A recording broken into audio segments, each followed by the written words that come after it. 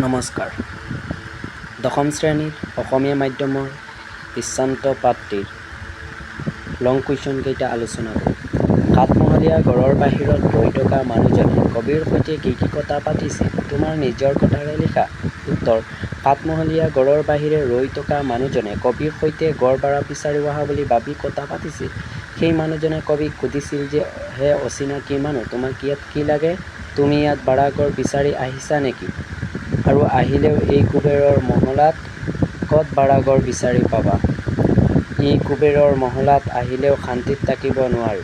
এই কুবেৰৰ মহলাত হেনো স্বাৰ্থপৰ আন্তৰিকতাহীন মানুহ থাকে। তাত কোনো কাৰো সুখ দুখ বুজি নাপায়। কোনো মৰিলেও দাহ কৰিবলৈ কোনো লোক আগবাঢ়ি নাহে।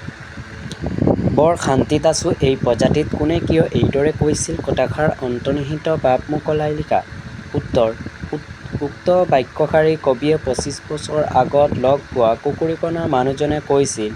কুকুৰীকণা মানুহজনে বাস কৰা পঁজা ঘৰটো এটা প্ৰাকৃতিক পৰিৱেশৰ মাজত আছিল।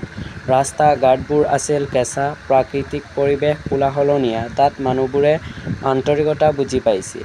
মানুহবোৰ আছিল সহজ সৰল। মানুহে মানুহক মৰম চেনেহ বুজি পাইছিল।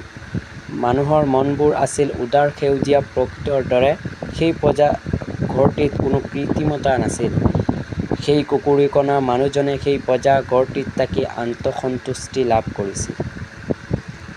হেৰা অচিনাকি মানুহজন, তোমাক কি লাগে হে ইয়াত? কোনে কিয় কবিক এনেদৰে সুধিছে বুজাই লিখা। উত্তৰ: উক্ত কথাফাকি কবিক এগৰাকী বৃদ্ধ মানুহে কৈছিল। এদিনাখন কবিয়ে এখন নগৰৰ এখন ঠাইত এজন বৃদ্ধ মানুহক লগ পাইছিল। ২৫ বছৰ আগতে সেই একে ঠাইখনেই আছিল আৰু সেই ২৫ বছৰ আগতে সেই ঠাইৰ আলি-কেঁকুৰিবোৰ আছিল কেঁচা।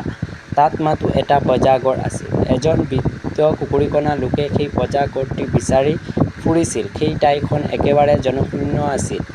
বৃদ্ধ লোকজনক সহায় কৰোতাও কোনো নাছিল। ২৫ বছৰ পিছত সেই একে ঠাইতে কবিয়ে দেখিলে পকী ঘৰ এখন নগৰ। সেই পঁজা ঘৰটোৰ ঠাইত এখন সাতমহলীয়া ঘৰ। সেই অট্টালিকাৰ সন্মুখত ৰৈ থকা এজন বৃদ্ধ লোকে কবিক সন্দেহৰ চকুৰে চাই এনেদৰে কৈছিল।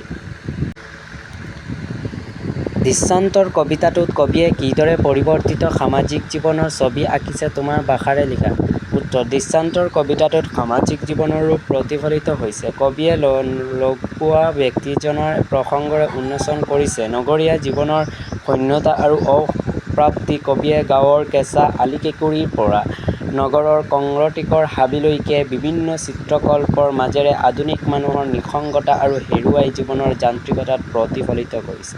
দৃষ্টান্তৰ কবিতাটোতেই লুকাই আছে আমাৰ সমাজ জীৱনৰ পৰিৱৰ্তিত সত্য।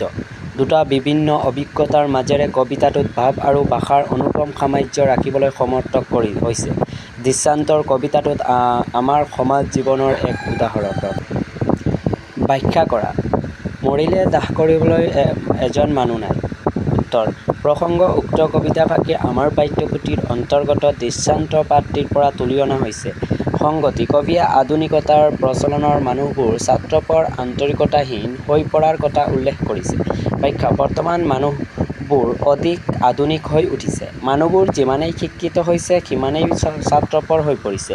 মানুহবোৰ নিজক লৈ ইমানেই ব্যস্ত যে কোনেও কাৰো খবৰ ল'বলৈ আহৰি নাই।